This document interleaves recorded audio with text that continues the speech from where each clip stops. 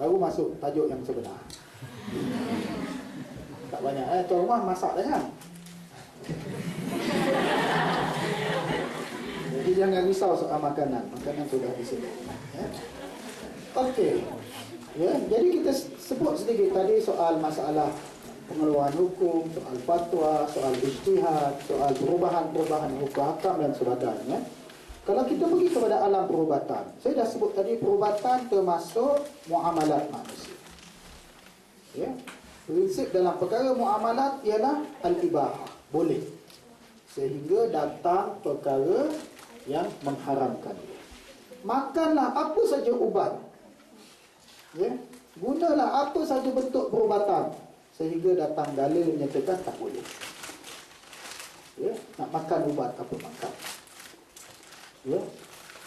Kecuali ada dalil kata yang ni tak boleh, baru kita tak boleh. Ya. Contoh, dia nak berubat makan biawak. Awak ni nampak lebah. Ubat didapati, perlu zat biawak dalam badan. Boleh tak dia makan biawak? Biawak boleh tak dimakan? Biawak pasir boleh makan kan? Bang Khalid bin Al-Walid makan di hadapan Nabi SAW. Siap dia bakar, dia offer, ya Rasulullah, sila. Dia kata, dah, kau mahu tak makan benda ni, kau makanlah. Okey. Sekarang ni ya, adalah si mamak tu bagi kita biawak air kita kan. Sila makan sup biawak, boleh tak makan? Ya aku sembelih lah, dia kata bismillah dia. Ya. Ada tak dalil kata biawak pasir dengan biawak air ada beza? Saya serah kepada tuan-tuan lah fikir. Okey, ya. Jadi asas dalam muamalat ibahah, boleh. Sehingga ada dalil menyatakan ia tak boleh. Ya, ini bukan akidah, ini bukan ibadah. Dalam perkara akidah dan ibadah, selagi tak ada dalil kata boleh buat, jangan buat.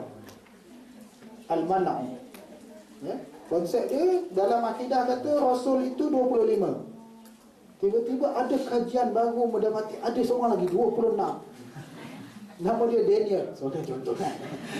Tak ada nama Daniel kan. Ya, adalah Nabi Daniel. Tapi dia tidak termasuk senarai Rasul. Ada kajian mendapati arkeologi jumpa, ya betul, dia seorang Rasul dan ada kitab dia pula. Ya, sebab asas dalam perkara akidah, ya, asas dia tak boleh. Sehingga ada dalil kata boleh. Dan dalil sudah terputus, wahyu dah tak turun. Maka dalam keadaan itu tak boleh ada Nabi lagi. Ya, tapi dalam perkara muamalat, apa saja yang datang benda baru boleh. Jika terbukti ada dalil menyatakan dia tak boleh. Ya, nombor satu. Nombor dua, ya, al-masyaqqah tajlibut taisir. Kesulitan mendatangkan keringanan. Apa saja kesulitan akan ada ruang rukhsah bagi hukum hakam berkenaan. Ya, ada saja kesulitan. Ya. Darurat menghalalkan mahzurat. Perkara darurat, bila kita sebut darurat, tak buat mati. Kena cerita dia. Ya. Bila dalam keadaan macam tu, perkara yang dilarang semua jadi halal. Pada had itu saja. Ya. Kemudian darurat itu bila diambil, ambil menurut kadarnya saja. Contoh kebuluran, tak ada makanan lain kecuali babi, makanlah. Makan berapa banyak? Ini khilaf anda berapa. Mazhab Syafi'i kata makanlah 2-3 suap. Sebahagian ulama mazhab Maliki kata makanlah sehingga sendawa. Ya? Sehingga dia kata kalaulah di dalam satu perjalanan boleh bawa bekal lagi. Sebab takut dalam perjalanan nanti tak jumpa dah. Okey, makan menurut katanya. Tapi dalam keadaan itu pun mazhab Syafi'i, walaupun dia kata makan sikit tadi tu, kalau dah tak ada makanan lain kecuali tubuh badan dia sendiri, maka dia boleh potong tubuh dia untuk dia makan, untuk menghilangkan kebuluran. Tapi benda itu mustahil lah. Potong je kaki, mati lepas tu kan. Orang lain mati ke bulu, dia mati kena potong kaki. Ya, jadi darurat itu menghalalkan mahzurat, Tetapi darurat mesti diambil menurut kadar dia. Ya? Kawan tu sakit dekat betis. Buka perut sikit dia kata, tak boleh kan? Tak kat betis-betis, jangan tengok perut. Ya, darurat itu diambil menurut kadar dia. Ya. Okey. Perubatan tu masuk darurat dan mesti diambil menurut kadar dia. Ya. Dan konsep la darara wala dirar, hadis Nabi. Tak boleh memudaratkan dan tidak boleh dimudaratkan. Ya, ambil ubat pada kadar dia, kalau lebih akan jadi masalah. Kalau kurang pun akan menjadi masalah, ya. Dan kemudian kaedah mudarat mesti dihapuskan semampu mungkin. Apa saja cara untuk menyembuhkan orang, cara itu mesti diambil. Ya.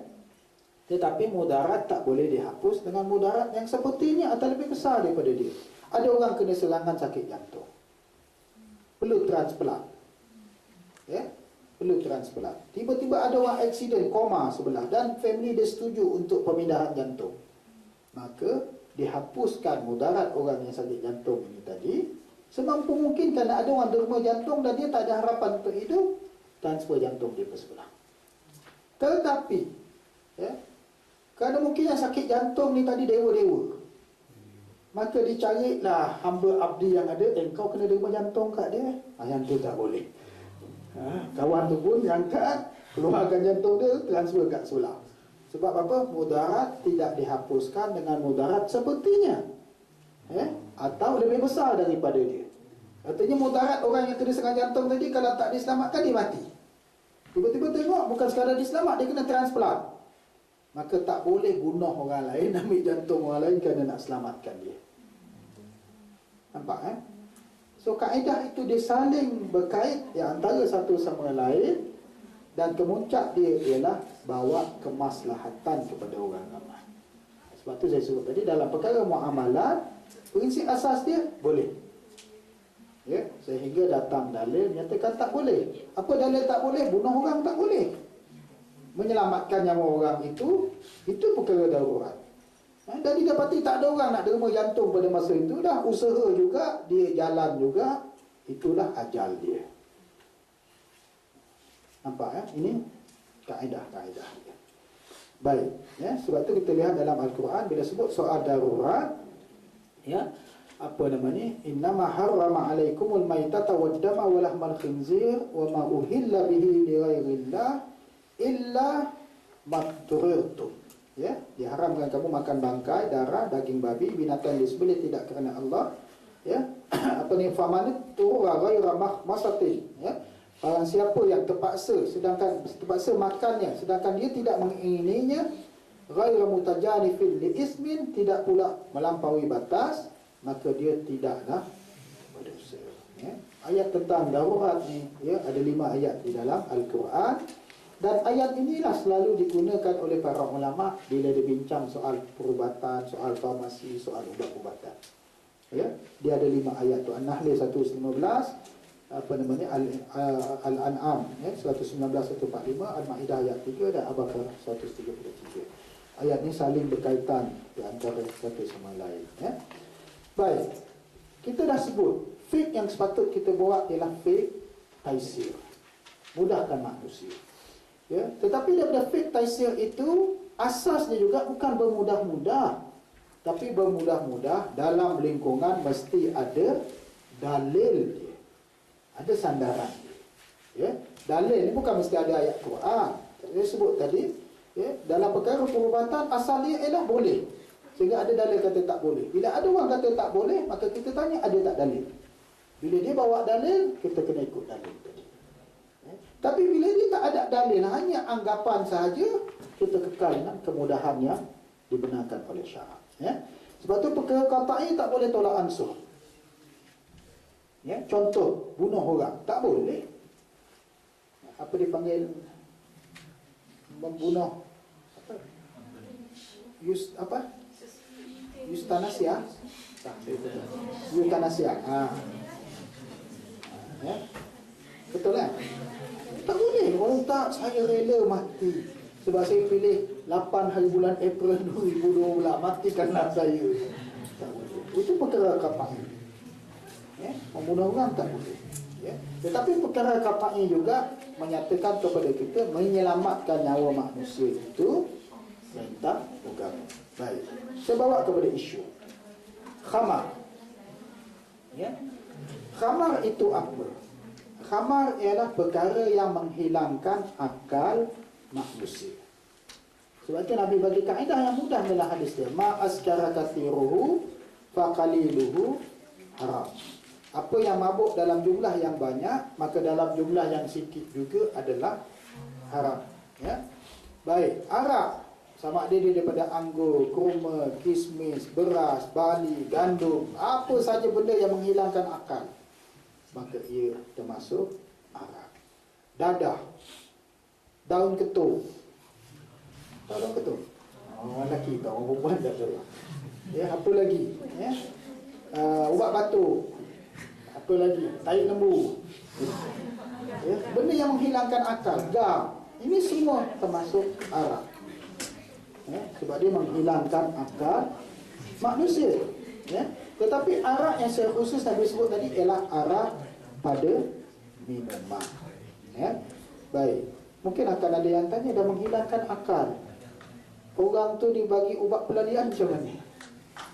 Itu sebab ada keperluan dia. Bagi morfin kan, ya, suntik nak bagi dia tak sedar, ya, itu dia ambil pada kadar dia dan tidak memudaratkan dia. Baik.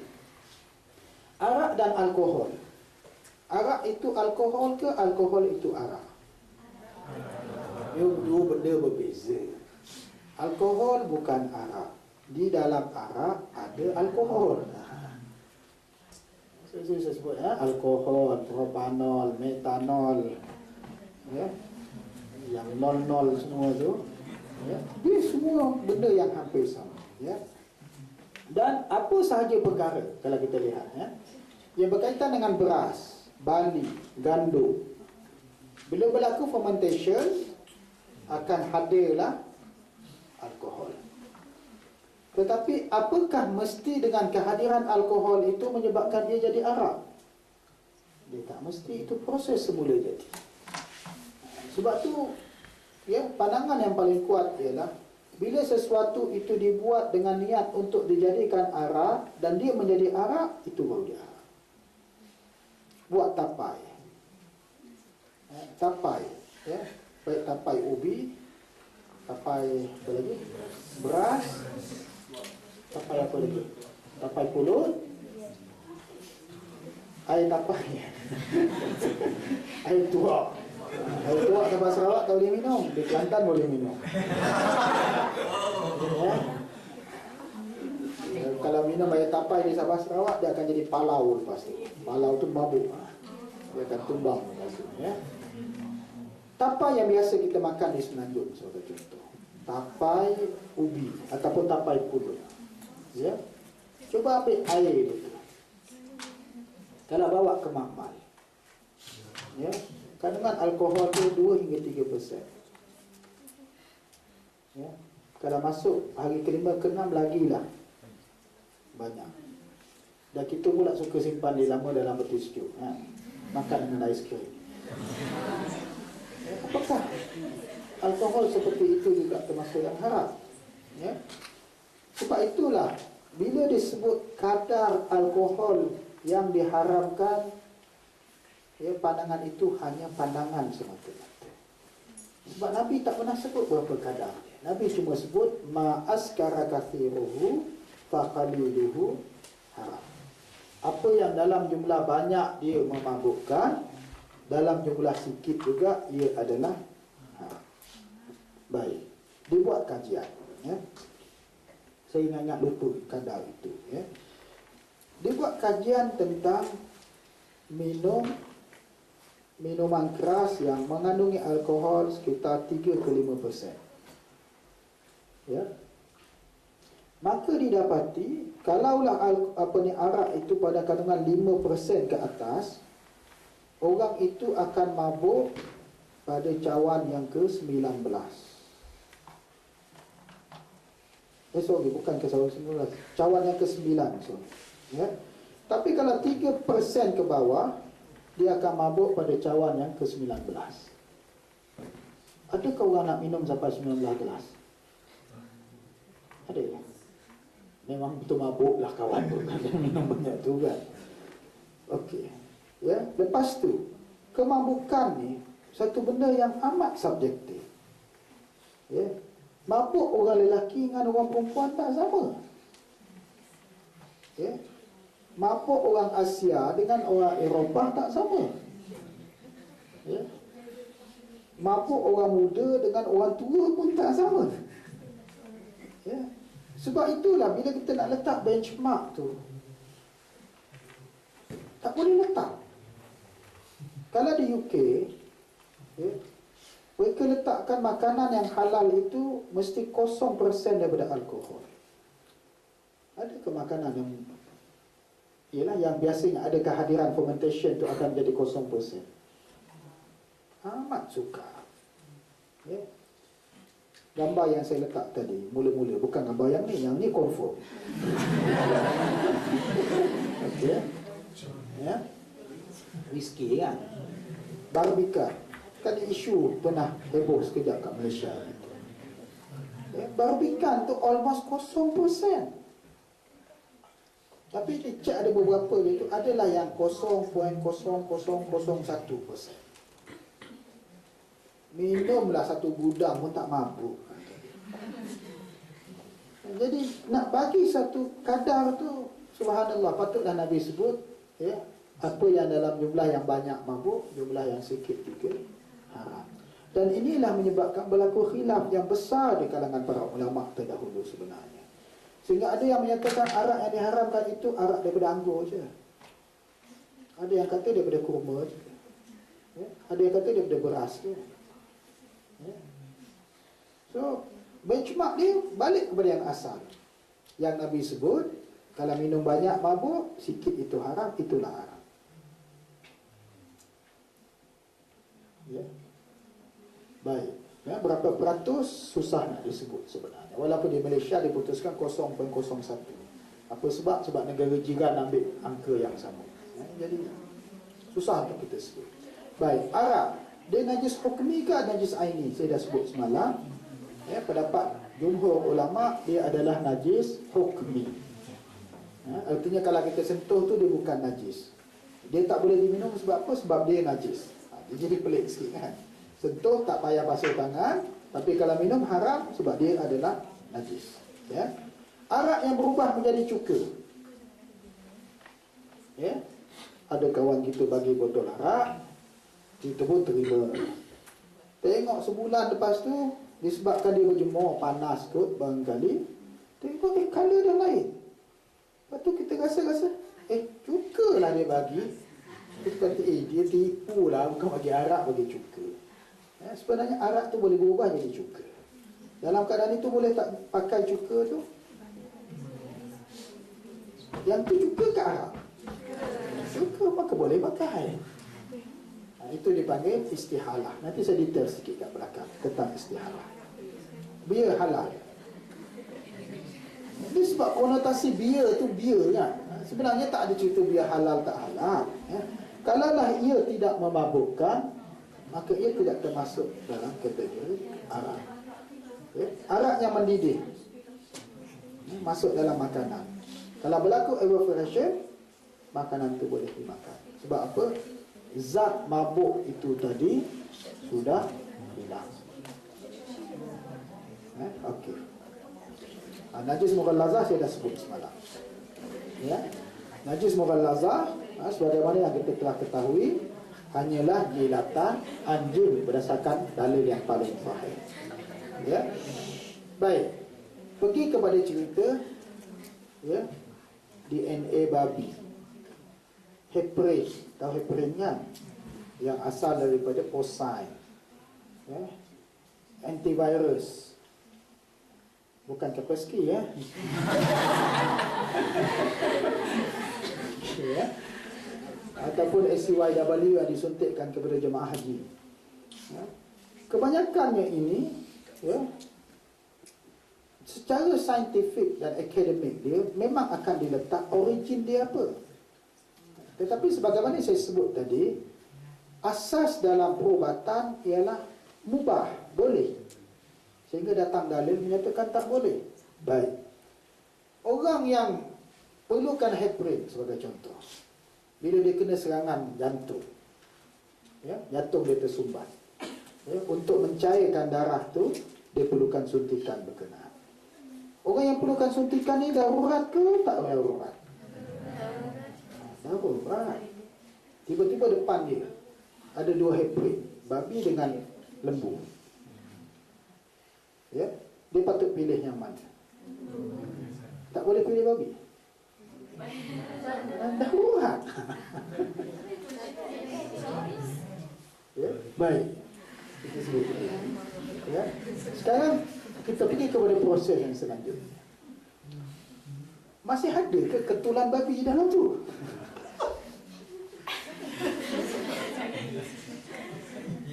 Ya. Dalam ubat tu kita cucuk tak ada bau babi lah. Ya. Pil ni ada bau babi ya. Ya. Tabasco tu bau babi ya. Macam mana? Sebab kita ada DNA babi. Ya. Jadi kita balik kepada macam mana benda tu diproses. Ya, memang kita tahu dunia barat mereka amat jujur dalam perkara seperti ini. Memang dia akan letak asal dia apa? Porcine. Ya, ataupun dia letak E lah, berapa nombor dia. Tetapi proses untuk menjadikan barang tu, cuba tanya kepada ahli farmasi. Berapa proses? Ya. Dia hanya ambil dia punya transformer kat dalam tu. Berubah dari satu perkara jadi satu perkara, jadi satu perkara, akhirnya menghasilkan produk yang baru. Masih ke dia babi?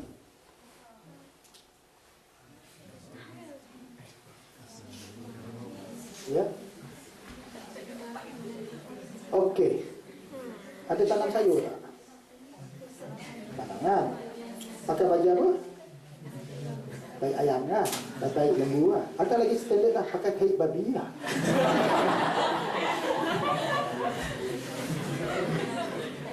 Okey. Dia siram dengan benda bernajis tu. Tahi ayam, tahi babi apa pula beza? Sama je najis kan? Okey. Dan sayur sawi yang kita makan tu nutrien dia adalah nutrien tahi babi. Macam mana tu?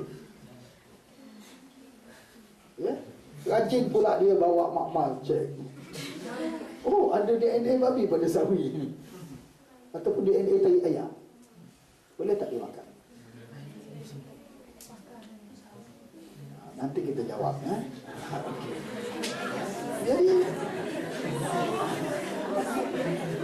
Jadi inilah yang kita sebut bahawa ya, proses memahami hukum hakam itu mesti balik kepada realiti. Ya, balik kepada ilmu asas. Dan umat Islam pada zaman yang lalu mereka maju sebab mereka faham proses tu. Ya, yang kita jadi tak maju ni sebab kita singkat. Kita kata, kertas tu dah kata puasa tak boleh makan tau. Sedangkan kita tak ambil tahu macam mana proses dia nak jadi. Dan ulama zaman yang lalu 1000 tahun dulu dah bincang dah benda tu sebenarnya. Ya, kita yang tak jumpa dan mungkin kita tak cari. Sebab itulah asas dia hadis Nabi SAW yang saya sebutkan juga sebelum ini. Nabi kata, ya, wasakata an asya'in min ghairi nisyanin rahmatan lakum fala tabhasu anha. Dan Allah berdiam diri atas beberapa perkara, bukan kerana Allah lupa, tetapi sebagai rahmat untuk kamu. Jangan kamu korek, jangan kamu cari-cari. Ya, saya bagi contoh, ingat dah samak tangan dijilat oleh si Bobby itu, anjing tu, kita bawa pula pergi makmal, ada lagi lah DNA anjing tu, basuh lagi 7 kali. Ya, bawa lagi masih ada, basuh lagi 7 kali. Oh, baru hilang. Kita kata penemuan baru menunjukkan samak sepatutnya 21 kali. Ya, agama tak suruh begitu. Saya sebut tadi porcine. Okey. Bulu itik dia panggil apa? Lupa dah saya. dalam orang buat ubat? Orang ni tak standard. Ya? Ada nama dia tu, saya lupa. Ya? Dia antara benda yang digunakan untuk buat ubat. Okey, ambillah kata buletin lah. Ya. Akan timbul lagi persoalan. Itik tu bila dia ambil bulu, itik tu disembelih tak? Kalau disembelih, siapa sembelih? Padahal ada pandangan para ulama sebelum daripada kita, bulu itik tu sembelih ke tak sembelih ke, kalau dia ambil waktu dia hidup pun bulu itu bukan najis. Okeylah, tolaklah bulu itik. Lembu. Lembu dia panggil apa? Bovine. Bovine. Okey. Bovine. Bila pergi kepada bovine, akan timbul juga persoalan, siapa sembelih? Okey, ada bincang lagi tentang bone China. Tahu bone China? Bone China tahu? Itulah saya heran, ladies pun tak tahu. Pinggan mangkuk daripada bone China. Tak tahu? Pinggan mangkuk mahal tu. Jadi buat daripada tulang yang kebanyakannya adalah tulang babi. Okey. Berlaku perbincangan dalam satu mesyuarat besar lah. Ya. Jadi disebabkan teknologi menunjukkan bahawa pinggan mangkuk antara yang paling bagus ialah bone China dan paling elegan lah. Ya. Dan dia dibuat daripada tulang babi. Ya. Setelah tulang itu dibakar pada suhu 10,000 ke 30,000 ke darjah Celsius. Baru dia ambil, dia adunkan, maka dia jadi pinggan. Boleh tak pakai pinggan tu? Ya. Soalnya tadi, bila dah dibakar, masih ada ke babi tu? Ya. Ada pula yang kata boleh pakai kalau untuk makanan kering. Makanan basah tak boleh.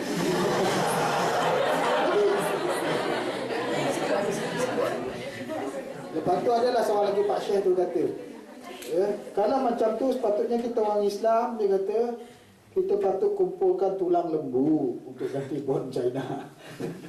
Jadi kawan-kawan yang kata, macam mana nak kumpul tulang lembu? Dah sup lembu, tulang semua you dah makan. Ya, jadi ini benda yang kita sebut rahmat Allah yang jangan kita susahkan kehidupan manusia.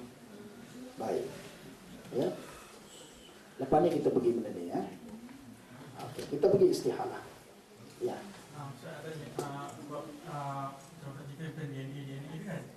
Sebelum ni tadi isu macam yang kata ada sebuah mazhab agama lah pergi ke white coffee dan sebagainya, kata kopi tu nak bagi lebih sedap, dia letak dengan apa? Najis jani. Jadi lah. Dan ada DNA babi dalam kopi tu dan sebagainya. Bagaimana dengan DNA ni semua? DNA ni,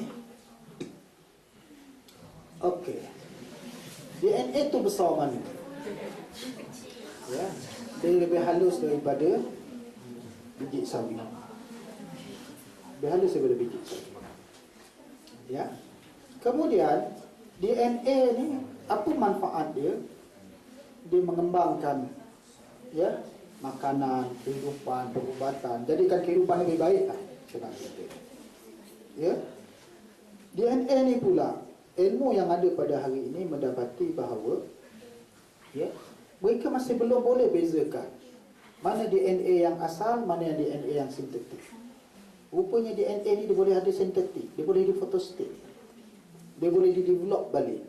Contoh, ya, kalaulah dia nak tomato tu gebu besar, ya, maka dia akan ambil rantaian DNA babi yang menyebabkan babi itu besar. Maka diletakkan, dicantumkan, dipotong yang besar tadi tu, ya, dia rantaian tu kalau tak silap saya ada 1 trilion rantaian. Okay. Ambil satu saja yang boleh menyebabkan dia jadi besar. disambung kepada DNA tomato yang menyebabkan tomato tu kemetot kan. Buang yang kemetot tu letak yang besar. Maka wujudlah benih tomato yang baru. Tomato pun jadi besar. Tapi bukan dia keluar tu dalam bentuk babi. Tidak ya? Okey. Jadi apakah dia babi? Dia bukan. Dia jadi benda yang baru. Dia jadi benda yang baru. Dan nisbah yang lama tu 1/trilion. Dalam benda tu tak nampak. Kemudian dia ambil tu lagi tak nampak. Adakah agama suruh kita cari benda macam ni? Agama tak suruh. Itu yang jadi masalah dia. Di dunia lain tak ada. Hanya di dunia kita saja. Ya? Hanya di dunia kita saja. Dan ini yang saya nak sebut tentang konsep istihalah yang sampai sekarang kita perjuangkan tak lepas lagi. Ya? Konsep ni sebenarnya telah diterima oleh seluruh dunia Islam, negara Arab yang lain. Tak silap saya daripada tahun 1992. Dah 20 tahun. Sila. Macam mana dengan gelatin? Macam ada yang gelatin yang kita buat kapsul ubat. Yang ada juga gelatin yang buat untuk masakan macam agar-agar semua tu. Ya. Yang ni kita nak tengok depan ni. Ya. Okey. Istihalah. Okey, sila. Apa? Rokok. Kenapa? Ada yang kata halal tak?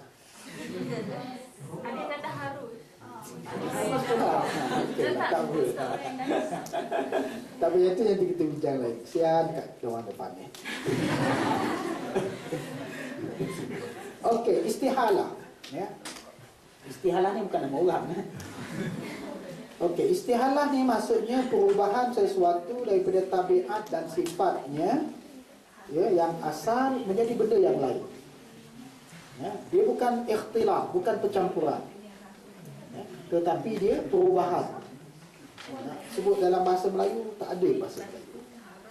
Ya, dia bukan kita campur potong tomato dengan buah limau campur. Bukan. Itu bukan istihalah. Ya, itu ikhtilaf namanya, percampuran. Ya. Istihalah ni ialah dia berubah daripada satu benda dari sudut mekanikal dia, dari sudut rupa dia, dari sudut sifat dia, berubah jadi benda lain. Contoh paling mudah arak yang berubah jadi cuka. Sifat mabuk dia hilang, rasa arak dia hilang, ya. Dan sifat lain cuka tu memang totally different dengan arak tadi. Dia dah tak sama. Ya. Jadi pertukaran tersebut membawa kepada sifatnya yang mengubah zat, ain, ya, kepada yang bersih dan suci. Ia seolah-olah menukar objek yang haram kepada yang harus sebenarnya. Ini kata Syekh Muhammad Zuhaili. Jadi 3 elemen yang patut yang berlaku. Ya. Bahan asal dia mungkin najis, ya. Dia bercampur dengan ejen perubahan, macam cuka nak berubah jadi arak, arak nak berubah jadi cuka tadi, sama ada dia berubah semula jadi atau dimasukkan bahan kimia yang lain, jadi dia pun berubah menjadi benda yang baru. Dan bahan akhir itu dilihat apakah dia masih bahan yang halal ataupun tidak. Baik. Bahan asal berubah jadi bahan baru dan yang asal sudah tidak wujud dengan tabiat asal. Juzuknya berubah, sifatnya juga berubah. Ini kita panggil istihalah. Artinya sifat arak tadi dah tak ada dah. Ya, kemabukan dia pun dah tak ada dah. Ya, maka dia dah jadi benda baru. Ya. Jadi berubahnya hakikat sesuatu atau zatnya bersama berubahnya sifatnya dan keistimewaannya. Ya. Jadi secara semula jadi, sebab dia gunakan ejen transform ataupun, ya, dia apa namanya, berubah dengan bahan kimia yang lain, ya, bukannya percampuran sebagaimana yang saya sebutkan tadi, maka itulah kita sebut sebagai istihalah. 7 bentuk istihalah yang dibenarkan oleh para fuqaha. Dan mereka ada, ya, sandaran-sandaran. Contoh, darah kijang berubah jadi kasturi. Darah najis atau tidak?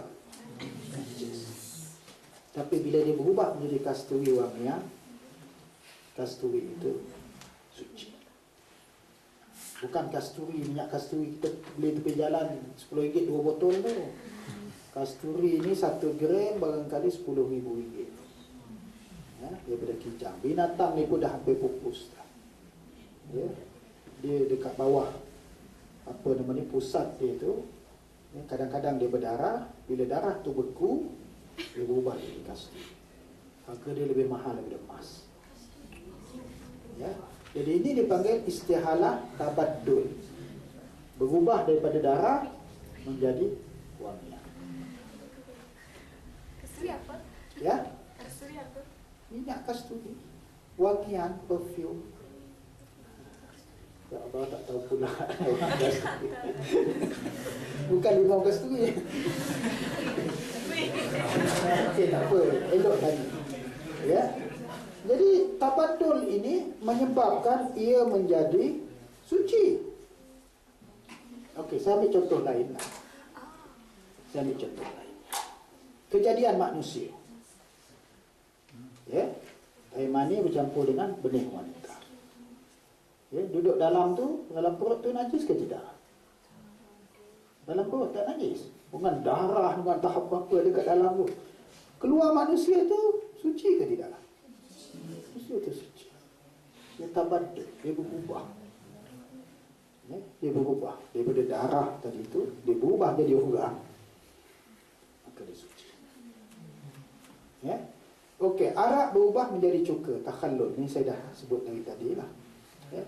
Bangkai binatang yang menjadi garam kena jatuh dalam garam. Para ulama mazhab Hanafi bagi contoh simple. Ya, bagi contoh, anjing tersesat dalam gudang garam. Bukan gudang garam pokok. Okey. Anjing tu terjatuh dalam gudang garam. Dia letak anjing jaga gudang kan. Ya. 2 minggu lepas tu dia balik, dia tengok anjing dia tak ada. Yang ada hanya bulu dia je. Lepas tu dah bercampur dengan garam. Garam tu boleh dimakan ke tidak? Boleh dimakan. Dia panggil tamalluh. Anjing itu sudah berubah menjadi garam. Dan memang diakui, ya, memang disebut bahawa ia, ya, sesuatu yang diterima sebagai benda yang halal. Sebab anjing tu sendiri dah hilang dah. Ya, dia dah berubah menjadi benda yang lain. Ya. Okey. Najis yang menjadi abu kerana dibakar. Ya.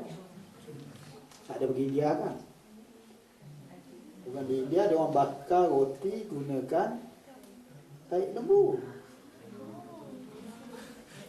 Bila lembu tu nak buang air besar, bergebuk dia letakkan. Dia ambil. Lepas tu dia jemur. Ya. Dia jemur tu rumput, tapi dah rumput tu jadi najis. Ya. Dan artinya roti yang dibakar menggunakan najis tahi lembu tu antara roti yang cukup sedap. Ya. Ya, sebab apa? Okey, kita kata kan ke dia bakar, dia letak atas benda tu? Ya. Masalahnya bila dah ihraq, dia dah terbakar. Yang terbakar itu menghilangkan sifat najis dia. Mula saya dulu tak faham pasal apalah ulama India biarkan benda macam ni. Rupanya ada dibincang oleh para ulama.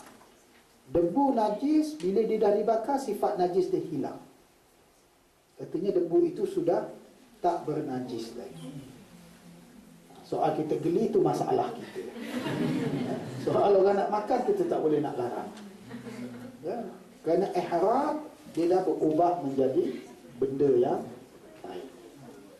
Ya, ini semua kemudahan-kemudahan yang diberikan oleh syarak. Jadi kenapa kita perlu nak susahkan kan? Okey, lemak najis menjadi sabun. Ya, dia ada banyak lemak atau minyak zaitun ke apa ke, terjatuh najis kat dalam tu. Tiba-tiba musim sejuk dia jadi keras dan berubah. Kerana benda yang jatuh tadi tu, dia berubah menjadi sabun. Boleh tak pakai sabun tu? Boleh pakai. Ya, apa lagi? Tanah parit yang mengalirkan najis yang telah kering dan hilang kesan najisnya. Memang kita tengok Bobby tu, si anjing tu jatuh dalam parit tu. Dan dah jadi bangkai busuk dah. Kita pun malah nak peduli kat dia. Ya. Kemudian memang kita tahu, ataupun kolam depan rumah kita kan, memang bangkai tu ada kat dalam tu. Lepas tu musim kering datang. Keringlah dia. Dan kita tengok bangkai tu dah tak ada kat dalam tu. Dia sudah jadi tanah. Ya? Perlukah kita bersihkan pond tu semula? Tak perlu. Sebab dengan takarub tadi, bangkai itu sudah menjadi tanah, tempat itu suci. Padahal memang sah-sah kita tengok anjing tu memang mati dalam tu dan dia sudah hancur kat dalam tu. Ya? Okeylah, saya ambil contoh lagi senang. Sungai kita, apa yang tak mengalir kat dalam?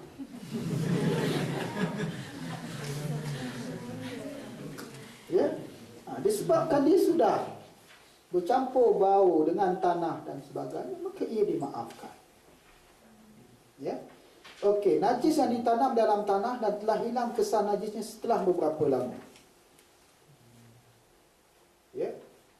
Adalah kot selonggok tahi gajah kan. Kita tanam dalam tanah.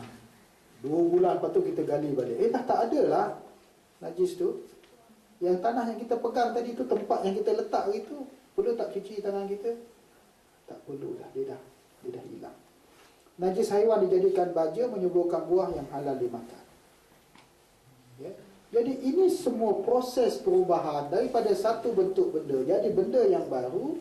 Perubahan itu menyebabkan yang asalnya najis dia menjadi suci. Ya, sebab tu saya sebut apa namanya, natijah istihalah bagi ubatan makanan. Ya, kata Syekh Wabah Zuhaili, perubahan ain najasah secara semula jadi atau melalui perantaraan membuka ruang kepada pandangan harusnya menggunakan makanan dan ubatan moden yang asalnya mutanajis. Contoh mutanajis tadi, DNA yang kena potong tu. Ya, kan dia bersentuh walaupun 1/trilion kalau nak berkira jugalah. Kalau tak nak berkira pun benda tak nampak. Ya, okey. Mutanajis ataupun bernajis. Ya, artinya memang dia asal dia najis. Maksudnya memang dia ambil daripada porcine. Ya, ataupun bovine yang kita tak tahu sembelih ke tidak. Ya. Okey. Ya. Atau direka cipta sendiri secara teknikal sekiranya perubahan itu dengan tindak balas kimia yang mana terhasil daripadanya perubahan pada sifat khususnya kerana sebab najasah. Ya, kerana sebab najasah itu khabas atau perasaan rasa pada najis itu telah hilang, hukum itu menurut Allah wujudnya dan tiadanya menurut usul fiqh. Artinya kerana sifat najis itu tadi dah hilang, ya, maka kenajisan dia juga sudah hilang. Maka dia jadi benda baru yang halal. Termasuk cerita gelatin. Ya, melainkan yang memang diambil daripada benda itu tanpa proses kimia yang mengubah ia menjadi benda yang baru, itu jadi perkara lain. Ya, contoh, kalau lah buat aiskrim memang sah-sah dia letak wine dalam dia, itu dah bukan istihalah. Itu pencampuran. Ya, tetapi kalaulah disebut bahawa keju tu, ya, menggunakan bahan bernajis sebagai contoh, asalnya untuk membuat, tapi yang baru tu terhasil benda yang baru, maka dia tak jadi najis. Ya, keju kan dibuat menggunakan ulat daripada usus kan, anak lembu kan. Dia panggil apa? Rennet kan? Rennet tu hanya jadi transformer je. Ya. Tetapi hasil dia selepas itu benda lain. Kita makan ke rennet tu, ulat tu. Dia tak bagi, ulat tu mahal tu. Lagi mahal daripada keju. Ya. Jadi bila dia transform jadi benda yang lain, benda baru itu, dia tak ada kaitan dengan sifat najis sebelum daripada itu. Ini bermaksud, kata Syekh Wabah Zuhaili, dia tulis ni tahun 1992 kalau tak silap saya. Ya.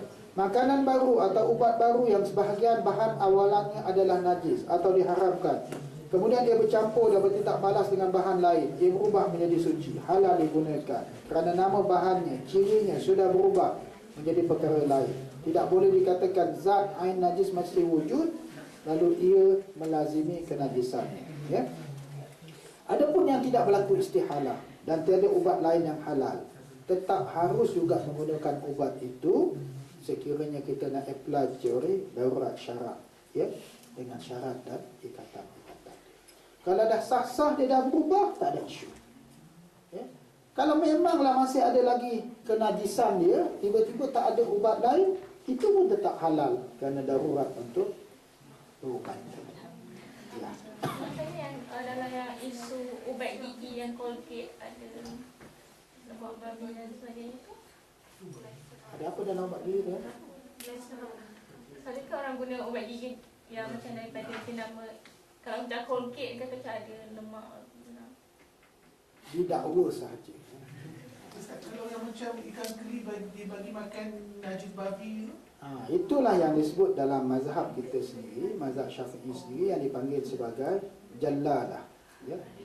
Jallalah ni, ya, apa namanya? Ada tak kat sini? Tak apa, kejap lagi saya sebut. Jallalah ni ialah, sebagai contoh kan, kita pelihara ayam. Ayam tu memanglah punya kedekut tuan dia. Bagi ayam tu makan tai. Ya. Jadi lepas tu dia nak sembelih ayam tu. Memang ayam tu ayam makan najis. Ya. Jadi untuk menjadikan ayam itu halal, ya, para fuqaha menyatakan dia kena pisahkan ayam itu 3 hari, bagi makan halal, lepas tu dia boleh makan. Ya. Okey, saya tengok banyak lagi kat belakang tu, saya perhabiskan dulu lah.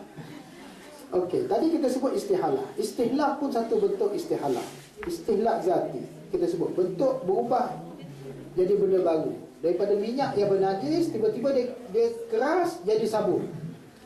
Dia dah tak minyak lagi dah, dia dah jadi sabun. Sabun itu bersih. Ya. Istihlak fana'i. Ya. Dia rosak dia berubah secara musnah keseluruhannya.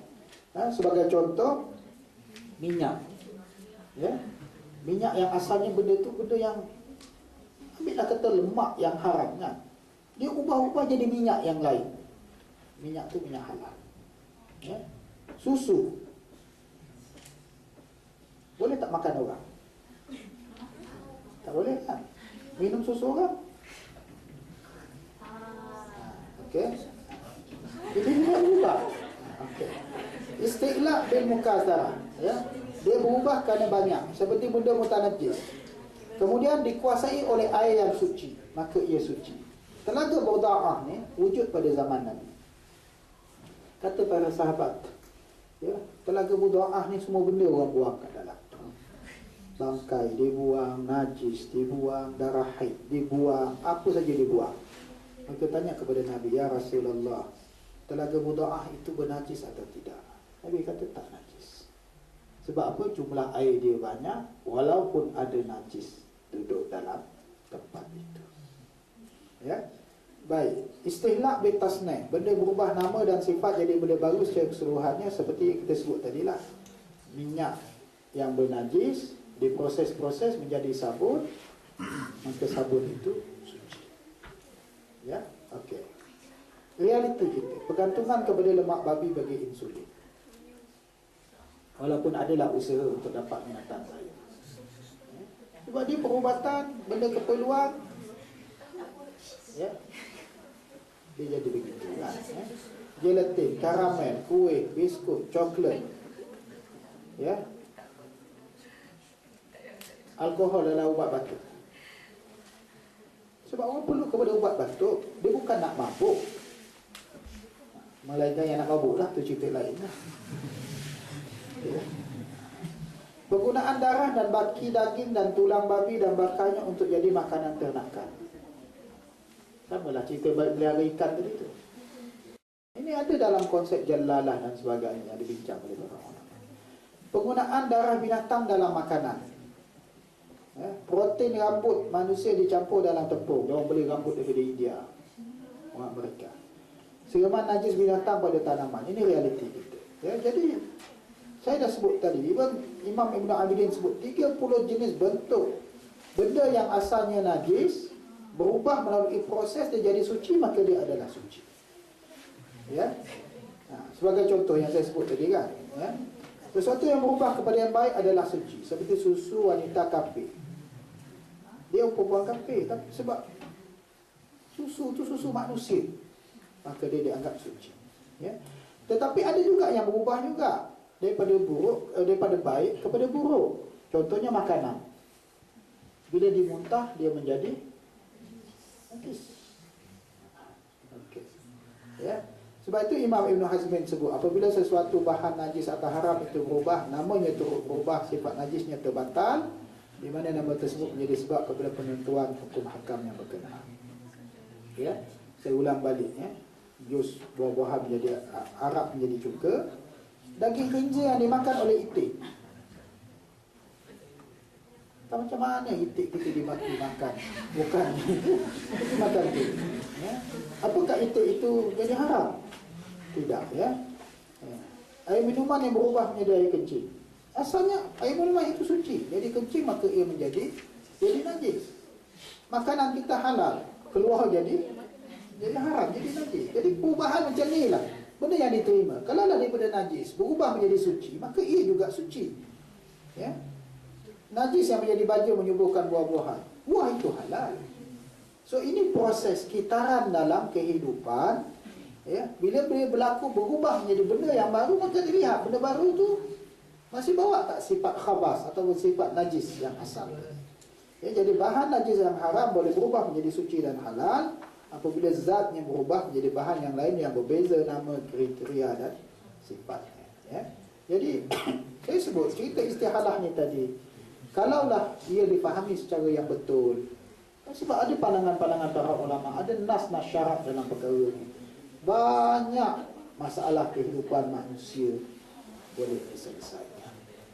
Dan sebab konsep muamalah, makanan, minuman, perubatan dalam konsep agama kita ialah dia dibenarkan ya sekiranya apa namanya ia membawa manfaat kepada manusia ya, dan berlaku perubahan-perubahan seperti yang telah saya sebutkan tadi ya. Yang ini saya ingat saya dah sebut semalam kan. Ustaz, ya. ada soalan. Ya. Macam mana pula dengan whey powder? Betul. Whey powder. Whey powder. Yes. Apa tu? Dah campur dengan rambut. Dekat susu dengan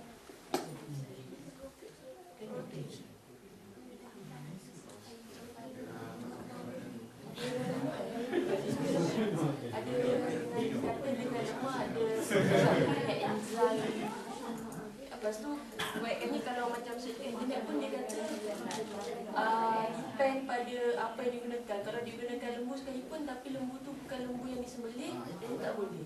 Dia apa sebenarnya itu? Whey powder. Susu. Susu pembina Ya. Dalam roti, dalam biskut tu kadang-kadang ada daun coklat tu. Susu campur? Memang nama dia whey powder. Memang dia letak pada bungkusan roti tu whey powder. Dan artinya tepung itu berubah menjadi roti lah. Cuma powder tu dia ambil daripada bahan-bahan yang bahan-bahan yang diragui. maksudnya apa yang diragui tu. Dia tu yang kalau cek kat internet tu dia kata depend kalau guna ambil daripada lemak lembu yang tidak disembelih, jadinya dia tidak halal. Ataupun kalau diambil daripada lemak babi, bermakna dia tidak halal.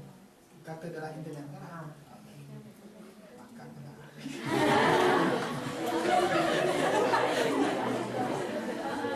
Okey, sila.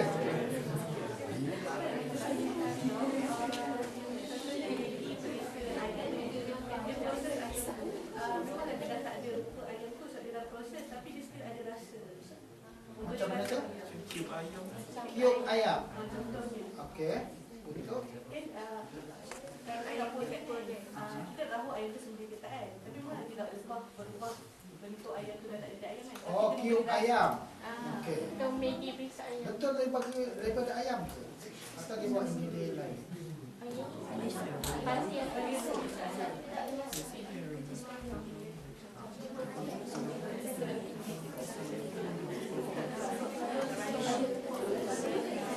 Pada saya dia bila macam ni lah.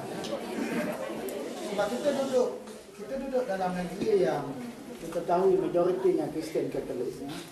Pada saya kalau pergi benda macam tu, kita anggaplah sembelihan yang disediakan itu sembelihan ahli kitab.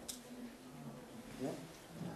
pemilihan ahli kitab lah, pegang gitu lah ya. Sebab kalau tidak dia akan bawa masyakkah yang banyak dalam kehidupan kita. Unless memang disebut situ ini memang perisa babi, itulah cerita lain. Sebelih pun tak boleh. Semalam Lady cakap pasal yang sakit. Ya. Sakit tu kalau minum banyak memang bau. Okey. Sakit kicap tu macam mana? Dia minum ke dia campur je? Kalau yang sushi tu dia Dia sebab isu dia ialah isu kehadiran alkohol. Itu dia yang menjadi isu menyebabkan ya, sebab ilmu sakit ni sakit ni macam-macam jenis. Dia ada macam-macam jenis yang dicampur dalam makanan. Dia bukan minuman. Sebab itulah kita jangan macam saya sebutlah. Bila kita kata arak itu bukan alkohol. Kehadiran alkohol itu bukan menandakan itu adalah arak. Arak itu arak dan dalam arak itu pasti ada alkohol. Kalau dia sudah hilang sifat alkohol dia dah bukan arak. Ya, ada apa lagi? Ya. Tak nak tanya, saya nak applykan istihadah ni dalam ikut tu. Macam mana? Nak applykan istihadah tu nak ikut Sebab tu kalau kita kat Malaysia terima konsep istihalah, selesai banyak masalah. Setakat ni kita tak terima lagi lah. Paper yang Dr. Baba Zuhaili buat, saya kata dekat 20 tahun yang lalu, dia bentangkan di apa nama ni Majma' Fikri di Makkah. Dalam perbahasan ni dihadiri oleh ulama-ulama besar daripada seluruh dunia dan mereka menerima konsep berkenaan. Kita kat Malaysia ialah masih tak berani lagi, saya tak faham kenapa tak berani pada benda yang boleh bawa manfaat kepada orang ramai kan. Kita bukan menghalalkan yang haram. Kita mendapati ia ada ruang yang diberi rukhsah oleh syarak bahawa ia bukan haram. Ya. Saya sengaja bawa tajuk ni. Ya. Ialah agar apa namanya sahabat-sahabat semua boleh nampak ya. Untuk akan datang kalau kita tak ada sifat keterbukaan, tak melihat balik kepada rujukan-rujukan yang asal, kepada nas-nas yang asal, kita akan lihat agama itu terlalu sempit ya, sehingga kita terus memisahkan diri dengan orang bukan Islam ya, sedangkan agama kita meletakkan pemisahan kita Muslim dengan non-Muslim, kita terpisah satu perkara je sebenarnya, iaitu soal akidah ya. Selesai soal akidah baru masuk ibadah ya. Dua perkara ni itu saja tembok dia. Muamalat tu sebab itu agama seboleh mungkin dia pecahkan ya, sehingga dibenarkan lelaki Muslim kahwin dengan wanita ahli kitab. Itu kira kemuncak toleransi yang luar biasa sebenarnya. Dalam bab makanan dan minuman, Quran sebut ya, makanan ahli-ahli kitab itu halal untuk kamu, makanan kamu halal untuk mereka. Betulnya nak bagi jangan ada tembok tu tadi, agar berlaku interaksi dengan tujuan kita boleh ajak mereka ikut kita. Ya, artinya dah bila tak ada tembok tu, dia berasa kita sebahagian daripada dia sebahagian daripada kita. Sebab itu apa namanya para ulama bincang tentang sebagai contoh Nabi SAW waktu berdakwah di Makkah. Baginda pergi jumpa orang kafir Quraisy dan sudah pasti mereka bagi makanan kepada Nabi dan Nabi makan. Ya. Saya sebut perkara ni bukan nak suruh bermudah-mudah, tidak. Agar bila kita cuba beramal agama, kita beramal sesuatu yang bukan menjejaskan agama itu sendiri.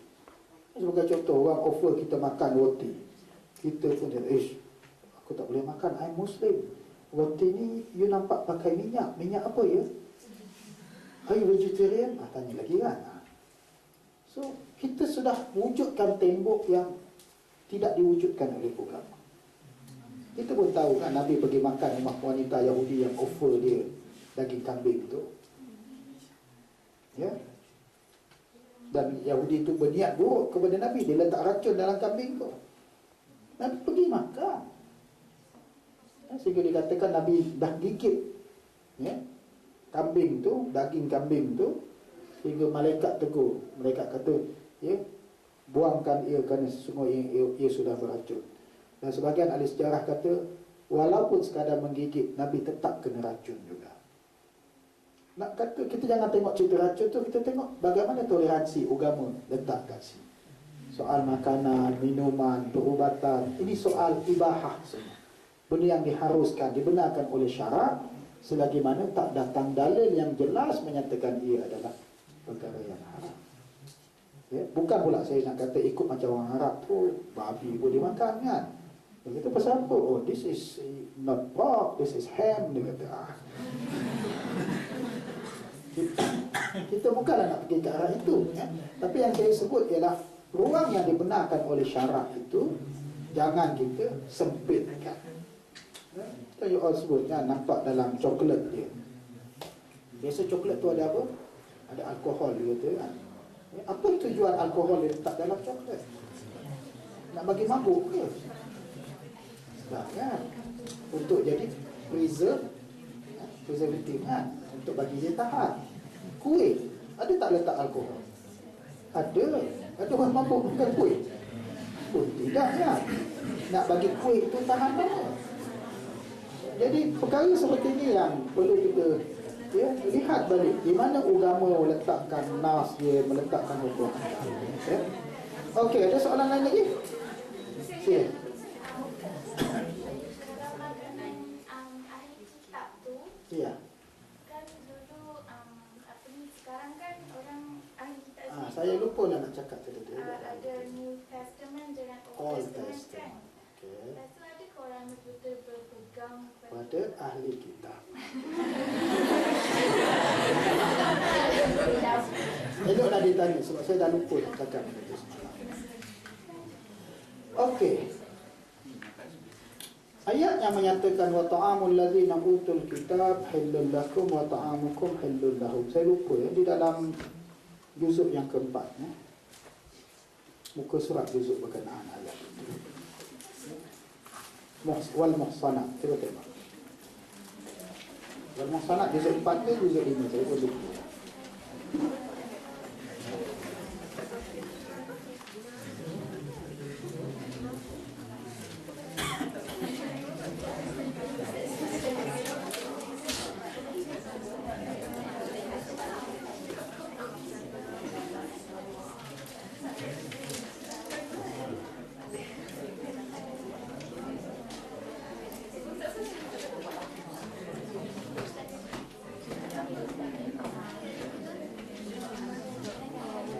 Nampak kan wal muhsanat.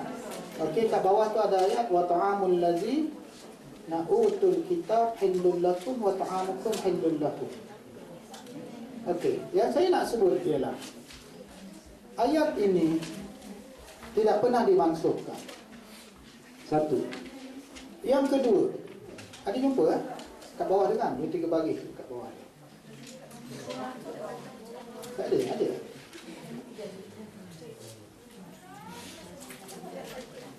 Okey, ya. Itu satu. Ayat itu tidak pernah dimansuhkan. Yang kedua, ayat itu menyebut makanan ahli kitab.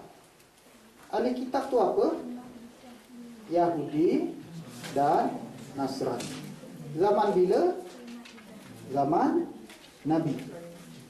Ayat itu turun kepada Nabi kan? Jadi yang dimaksudkan ahli kitab zaman Nabi. Okey, ahli kitab zaman Nabi itu betul ke salah? Sesat ke atas petunjuk yang benar? Apa sebab dia sesat? Sebab dia tak terima Islam.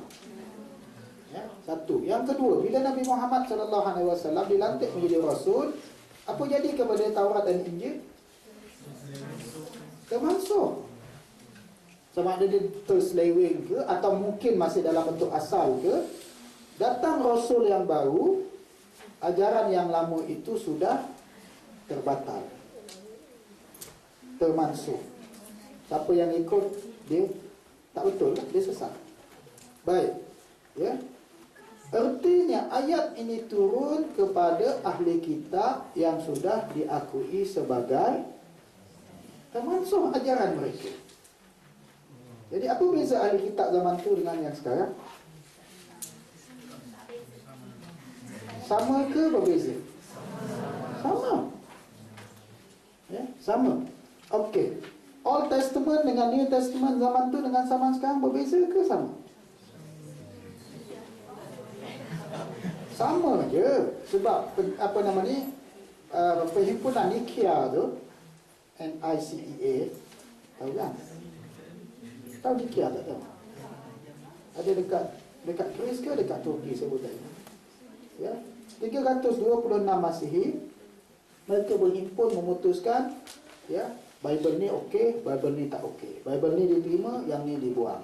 76 ni kata diterima, yang ni kata 77, yang ni kata 80 dibuang, yang ni kata 100 tak pakai. Yang ni kata Gospel Joseph tak pakai. Memang tak ada Gospel Joseph kan? Orang belah Mesir saja yang pakai. Yang ni kata apa namanya, Dead Sea Scroll tak pakai, yang ni kata pakai. Yang Katolik kata berapa puluh, yang Protestan kata tak, aku tak terima banyak tu. Itu sudah berlaku sebelum Nabi SAW dibangkitkan. Jadi maksudnya ahli kitab zaman Nabi dengan ahli kitab zaman sekarang ada beza? Ada beza. Ya. Sebab itulah ayat itu masih applicable kepada mana-mana ahli kitab sehingga hari kiamat. Ya. Okey, kita kata sudah tentulah ahli kitab tu dia multazim dengan agama dia pada zaman Nabi. Okey, hatta dia multazim dengan agama dia sekalipun, dia multazim atas kesesatan. Bukan dia multazim atas benda yang benar.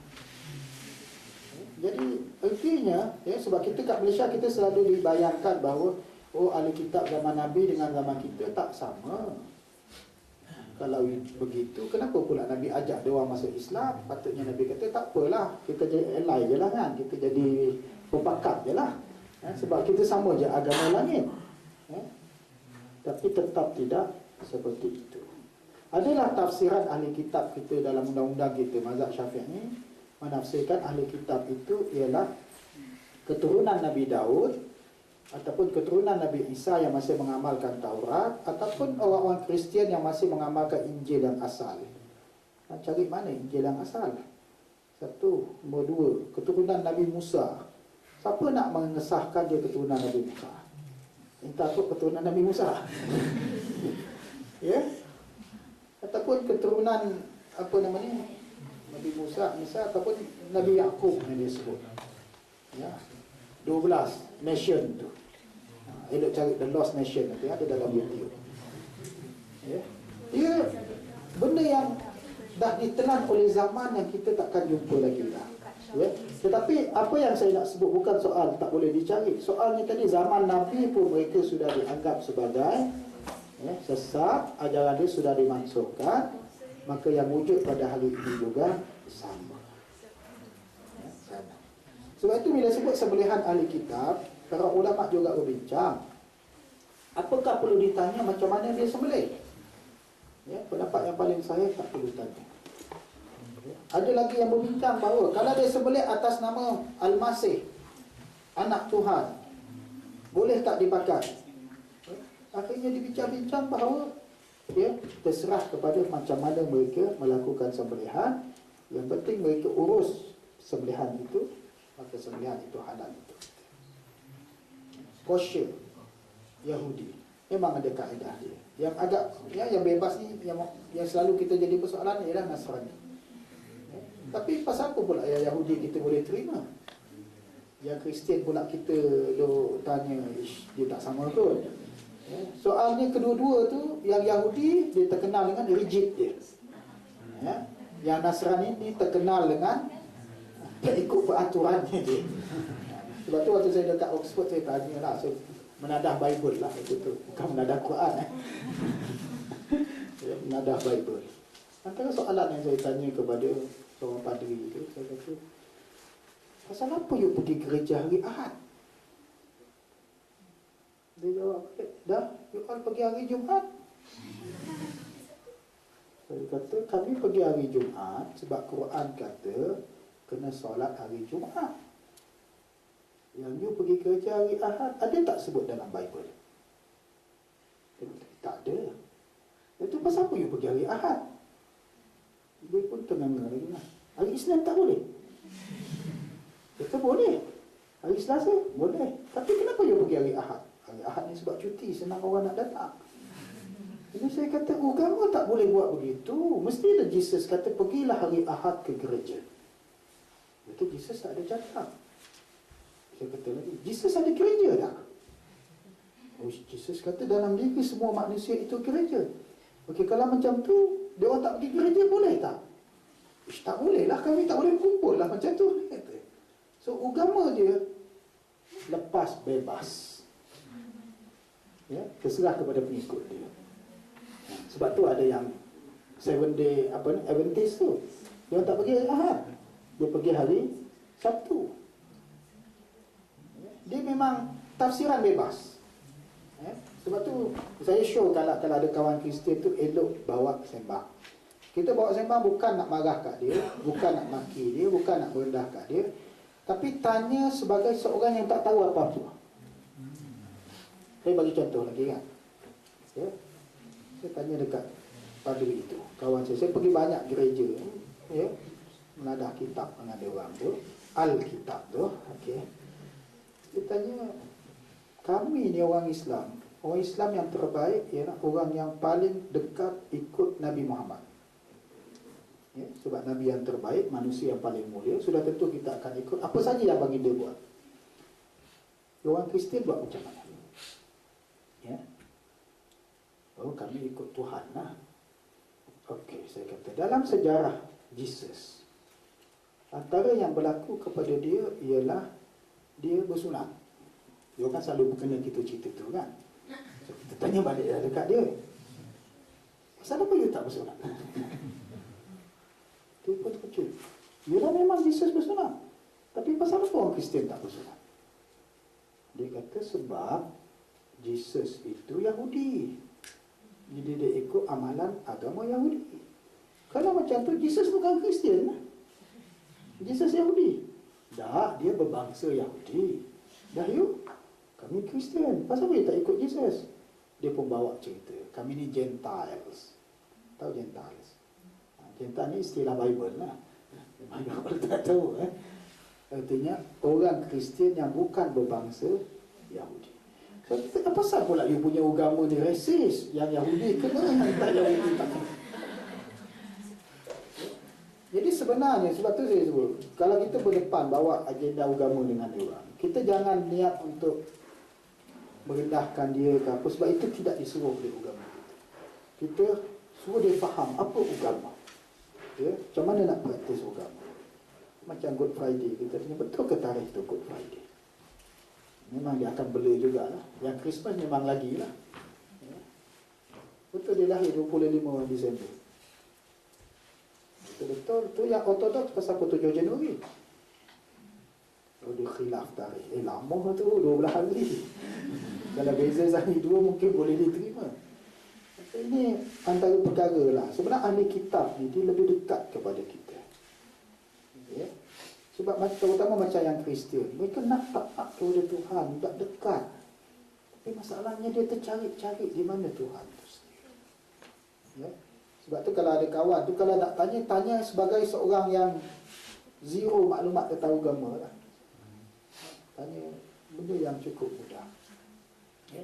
Dia tanya, sini Katolik kan, ada kawan Katolik. Kenapa you tak kahwin? Kita kami ikut Jesus. Okey, ada tak dalam satu ayat yang Jesus kata janganlah kamu kahwin? Kita tak ada lah. Ni tradition. Okey, so tradition ni ikut ajaran Jesus ke tidak? Okey, cerita tentang kahwin. Saya pun pernah tanya juga. You all kahwin ni berapa rukun kahwin? Kata mana ada macam orang Islam? Tak, kami orang Islam ada pengantin laki, pengantin perempuan, wali, saksi, ada mas kahwin. Ya ada tak? Tak ada. Manusia tu dikahwinkan oleh Tuhan. Dan tu yang buat kat gereja tu, yang padri duk sebut, aku kahwinkan kau dengan dia ni, lepas tu dia jawab I do. Ini orang moden punya kahwin. Dia kata, Datuk pasal apa you buat? Artinya, sebab tu saya sebut, agama Yahudi terlalu rigid, dengan dia punya form dia, nak sembelih binatang pun mestilah rabai, orang biasa tak boleh sembelih. Yang serve makanan juga rabai. Lepas tu rabai dia kaya-raya, semua bisnes semua dia kontrol. Dia orang biasa tak boleh. Ya. Tapi yang Kristian ni pula siapa saja boleh. Ya, satu lagi sebelum saya berhenti. Ya. Saya tanya kat dia orang. Benda-benda ni just bagi idea dekat dia orang lah, ya. Dia kata dalam agama Kristian tak boleh bercerai kan? Katolik kan? Memang tak boleh sebab dia orang diinputkan oleh Tuhan. Ya, dan perkahwinan itu anugerah Tuhan kepada dia. So kalau dia tak bercerai, kalau dia ada affair dengan orang lain, maka dia dipanggil adultery. Artinya orang yang berkahwin ada affair dengan orang lain, dia panggil adultery. Okey, kalau yang tak kahwin macam mana? Itu adultery tak? Tak, dia kata, kami orang Islam tu pun adultery. Dia kata, tak, itu bukan adultery. Dan tu apa nama dia? Itu dia panggil fornication. Fornication apa maksud Saya tak tahu, kot suka sama suka lah kot Okey. Saya kata adultery dosa besar kan. Sampai dia orang pun dalam Old Testament pun sebut perlu stoning dan sebagainya. Ya. Dia kata fornication macam mana? Fornication ni dosa besar ke kecil? Tak boleh jawab. Ya.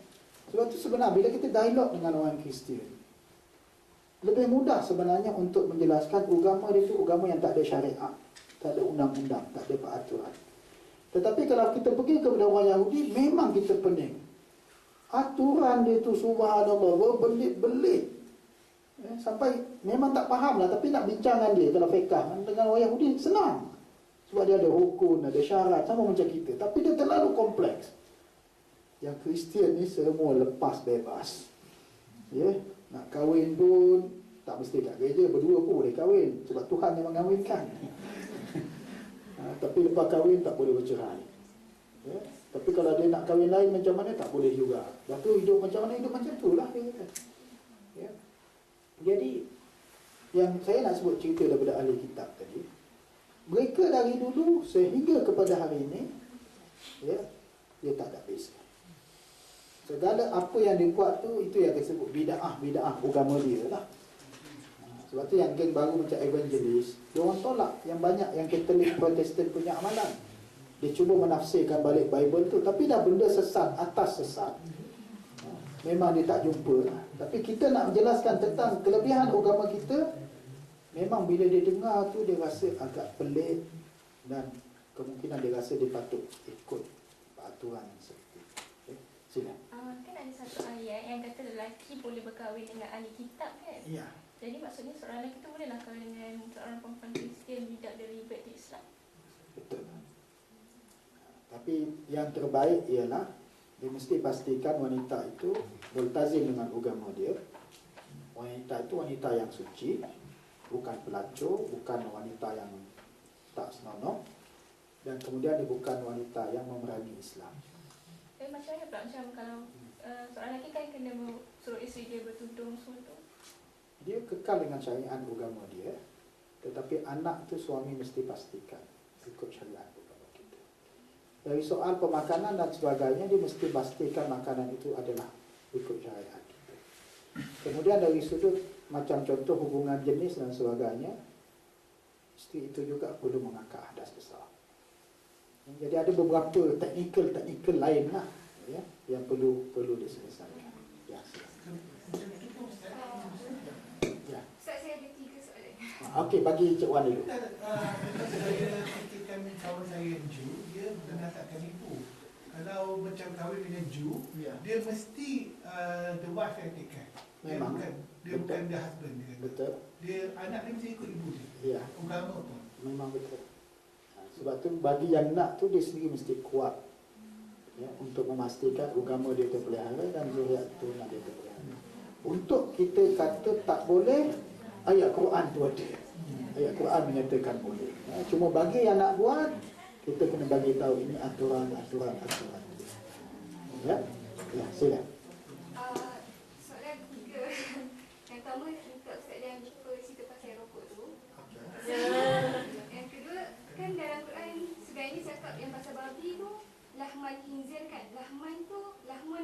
daging. Lahmon bila kita transit jadi daging kan. Tapi sekarang ni keluar banyaklah enzim lah, gelatin lah semua-semua kan. So nak minta Ustaz cerita sebenarnya apa skop lahmon tu sebenarnya.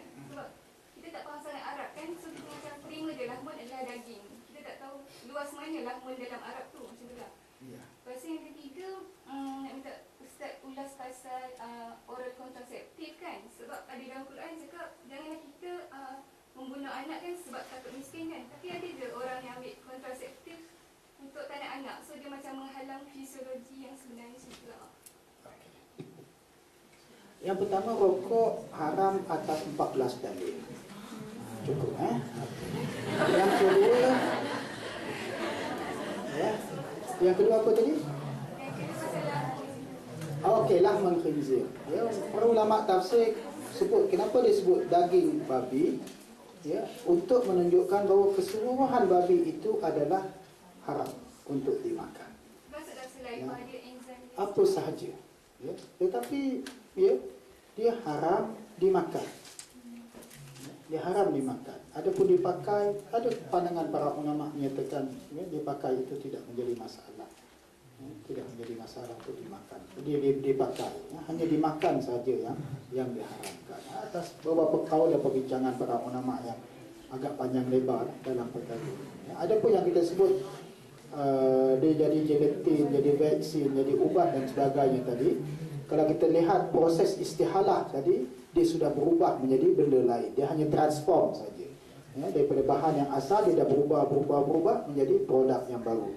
Sifat yang asal dah hilang, ciri yang asal dah hilang akibat tidak balas kimia dan sebagainya, mewujudkan dia jadi benda yang baru. Bila dia berubah jadi benda yang baru, sifat najasah yang asal tadi itu, najis yang asal tadi, dia sudah hilang. Dan benda yang baru itu adalah benda yang suci dan harus untuk digunakan. Okey, yang ketiga tentang perancangan keluarga. Ya. Merancang keluarga sesuatu yang diharuskan oleh syarak. Ya, menggugurkan anak diharamkan oleh syarak. Ya, dan saya lebih cenderung kepada hatta yang di bawah 4 bulan sekalipun, ya, kalaulah kedua-duanya sihat dan tidak membawa apa-apa masalah, dia tetap juga haram. Ya, bawah 120 hari. Ya, bawah daripada 4 bulan. Adalah pandangan yang menyatakan boleh begitu dan begini, tapi pada saya itu tak haram, tetap dianggap sebagai membunuh nyawa manusia. Tetapi sebelum ya wujudnya apa dipanggil zygote, ya, embryo tu. Okey, korang dia cakap dia bayang kat sini.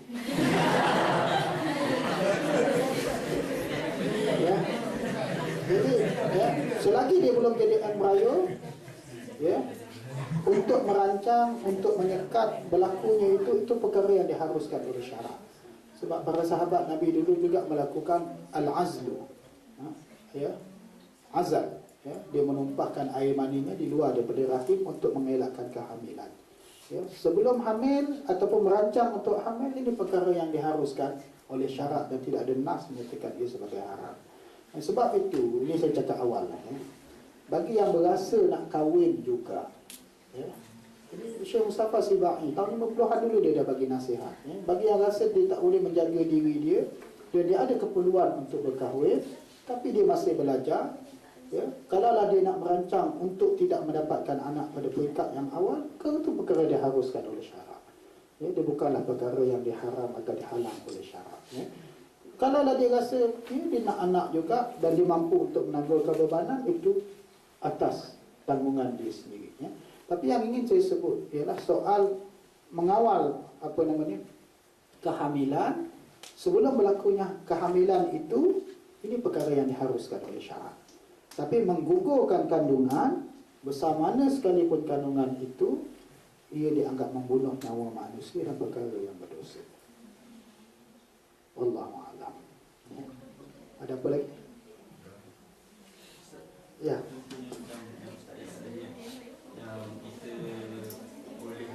Tanya dengan humble tentang agama dia lah. Macam contohnya macam kawan kita macam atheist ke, atau dia macam dia Kristen tapi kata dia even tak percaya Kristen. Dia kata dulu dia kecil dia memang pergi gereja semua, tapi kata bila dia besar dia kata dia tak percaya yang Kristen tu betul. So macam boleh tak macam sedikit caranya macam mana kita boleh cuba lah nak cakap dia ni yang dunia ni wujudnya creator yang Ya, ya. Dia sebenar di negara Eropah sana, terutama Eropah Barat, church goers to less than 10%, cuma ke 7% je bagi yang mengaku dia sebagai Kristian. Di East Europe ni saya tak pasti sangat, tapi sebenar golongan atheis ni untuk didekatkan dia kepada agama tidaklah terlalu sukar. Terutama yang atheis, bukan yang atheis jenis memang dia memperjuangkan apa namanya atheis dia, yang sekadar dia tak ada agama, dia tak suka agama dia dan sebagainya. Sebenarnya nak mendedahkan dia kepada Islam itu bukan perkara yang terlalu sukar. Dia fitrah manusia ni dia mencari Tuhan. Dia mencari Tuhan, dia mencari ketenangan. Saya dapati golongan evangelis sebagai contoh. Walaupun dia berdepan dengan kita, bila nak makan, subhanallah, dia tanya kat kita, can I pray for you before you take the food? Patut kita yang cakap kan, aku nak baca doa makan. Sebab bila dia baca doa tu, doa dia tak ada beza jauh dengan kita kan. Cuma dia minta blessing from God untuk blesskan makanan tu. Kita pula, kita minta Allah memberkati makanan kita. So, ini benda-benda yang kita nampak simple, tapi sebenarnya benda yang boleh mendekatkan manusia. Jumpa dia orang, bagi yang kawan rapat kita, bagi salam. Tak salah. Ya. Ya, tak salah sebenarnya, sebab kita menyebut tentang keselamatan untuk dia.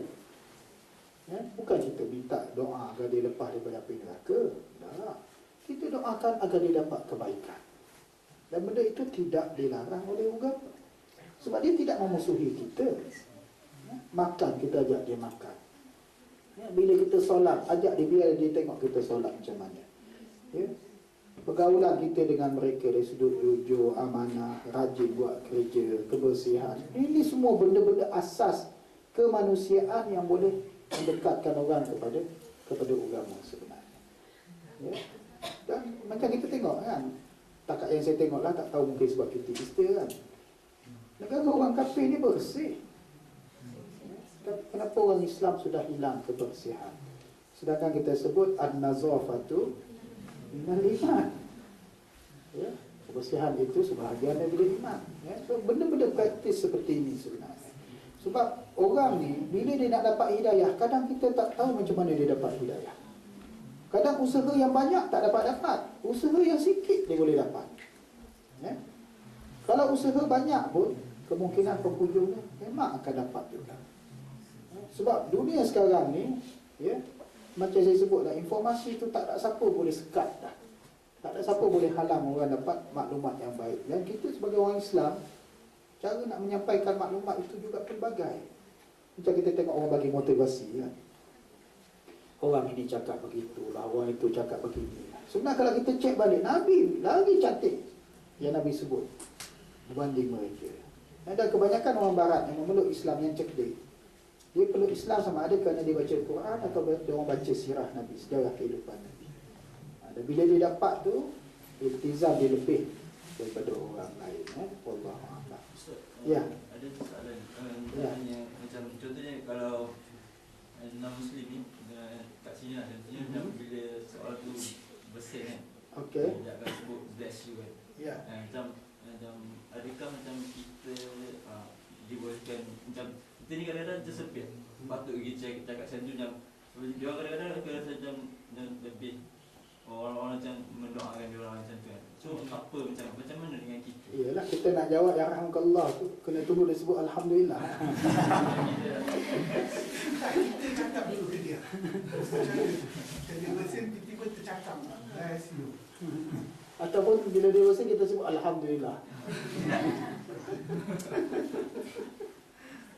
Dia memang banyak perkara lah sebenarnya. Sebab tu kita, yelah yang ni saya tak sempat nak cakap soal fiqh bernegara kan.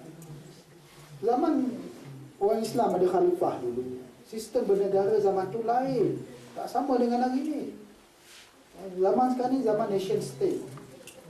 Ya, yang tak, para sahabat tak pernah jumpa, ulama zaman dulu pun tak merasai zaman tu. Kita semua ada sempadan, ada perjanjian antara negara. Tak ada pemusuhan antara satu negara dengan negara lain. Tak ada pemusuhan terbuka antara satu agama dengan agama yang lain. Ya? Malangnya kita orang Islam, kita kurang ambil kesempatan atas kemudahan yang ada tu. Ya? Sebab tu bila orang kata Islam disebar kerana peperangan, sebenarnya bukan perang. Nabi hantar pendakwah. Zaman dulu, kerajaan-kerajaan tu dia takkan benar orang keluar masuk. Ya? Sekarang ni kita bebas masuk, kita bawa pasport, orang bagi. Ya? Dulu Nabi kata aku hantar utusan untuk menyampaikan agama, orang kata tak boleh. Ya? Jadi itu yang Nabi bagi tawaran. Kalau dah tak boleh, ya, kita perang lah. Ya? Kalau tak nak perang, kami serang, bagi orang kami masuk. Ya? Sebab itu kita lihat Islam tersebar di banyak tempat. Contoh di India, atau orang Islam menguasai India. Orang Islam berapa persen je? Less than 5%. Lepas tu kita tengok sampai sekarang ni, mana ada ramai orang Islam di India. Tapi waktu dia orang less than 5%, dia orang merintah seluruh India. Sekarang ni dia orang more than 20%, tak banyak kuasa. Jadi Islam tu datang, ialah kita masuk, bila dia bagi ruang itu digunakan untuk menyampaikan agama. Soal dia terima tak terima itu bukan urusan kita kan. Ya? Macam Spanyol, 700 tahun Islam duduk situ. Bukan mula-mula terus masuk Islam, dah. Ya? Kemudian wujud generasi baru selepas itu, mereka memeluk agama Islam dan mereka adalah orang Spain. Bukan orang Arab. Yang saya sebut Ibn Hazmin tu. Orang putih tu. Cuma nama dia je nama Arab. Ya? Siapa lagi? Asy-Syatibi, ulama terkenal dalam fiqh maqasid. Tengok, dia orang Granada. Asy-Syatibi al-Ghamati, ya? Orang Granada. Jadi kita kena lihat ufuk yang jauh sebenarnya. Dan kita sebab tak tahulah budaya Melayu kan. Saya sebut dengan beberapa sahabat semalam. Ya? Berkali ada sesuatu benda yang silap kepada pendidikan kita lah. Ya? Kita melihat sejarah Melayu ni mula dengan Melaka. Betul? Sebelum Melaka tak ada apa ke orang Melayu? Tak tahu kat mana kan? Okay. Apakah tak ada orang? Ya? Mana kita letak Gunung Jerai? Ada candi, apa nama ni? Dekat Gunung Jerai tu. Di Kuching, even di Gunung Santubong, ada candi Buddha yang lama. Ya? Di mana lagi? Ya? Di banyak tempat seluruh negara kita menunjukkan, kalau kita baca sejarah lama, Majapahit kuno, Sriwijaya yang lama, ya? Scholars daripada India yang nak belajar jadi Sami pergi ke tanah Melayu untuk belajar jadi Sami. Katanya pusat kebudayaan Hindu Buddha dulu berada di tanah Melayu. Dan orang Melayu itu pernah mempunyai pengaruh sejauh sehingga ke India dan selatan China. Tapi sebab barangkali kita rasa itu sejarah Hindu Buddha tu jangan sebutlah, zaman kafir, zaman jahiliah. Tapi yang saya nak sebut sebenarnya, orang Melayu ni juga mampu menguasai dunia apabila mereka berani keluar daripada tempat mereka dan mereka berani bersaing dengan orang lain. Ya, cuba tengok apa namanya Borobudur. Hebat ke tak hebat? Satu bukit boleh buat candi. Ya, kalaulah mereka tak ada teknologi pada masa itu, macam mana dia nak buat? Dia tak mungkin buat. Tapi sebab mereka hebat, mereka menguasai dunia. Raja Chola, pernah dengar Raja Chola? Baca kan hikayat Murung Mahawangsa. Kucing itu saja dia lari di atas bumbung istana. Nak kata besarnya istana tu, ya, 30 hari boleh sampai hujung istana. Tak tahulah mitos ke apa kan. Tapi maksud saya ialah orang Melayu hebat. Ya, orang kita hebat. Ya, orang kita jauh sama seperti bangsa yang lain. Okey, Magellan. Tahu Magellan? Yang mengelilingi dunia sehingga jumpa Filipina. Okay. Siapa dia punya penunjuk arah? Orang Melayu. Tapi sejarah sentiasa tidak berlaku adil kepada kita lah. Sebab apa? Sebab kita sendiri tak buat dan kita sendiri tak semak. Kita terlalu takut. Ya, ini saya sebut lagi benda lain. 3 tahun lepas saya pergi ke British Library. 3 tahun 4 tahun lepas. Ya, kan tengah kecoh cerita Bible dalam bahasa Melayu kan. Tahu tak siapa yang pertama menulis Bible dalam bahasa Melayu? Munshi Abdullah. Macam-macam orang kita dulu kata dia lah pendeta Melayu. Lepas tu bila dengar cerita tu, oh dia lah pula pengkhianat Melayu dan sebagainya. Macam-macam lah cerita. Tapi the fact is, ya, awal kurun ke-17, ya, orang Melayu dah boleh terjemahkan Bible bahasa kuno tu kepada bahasa Melayu. Hebat tak? Hebat.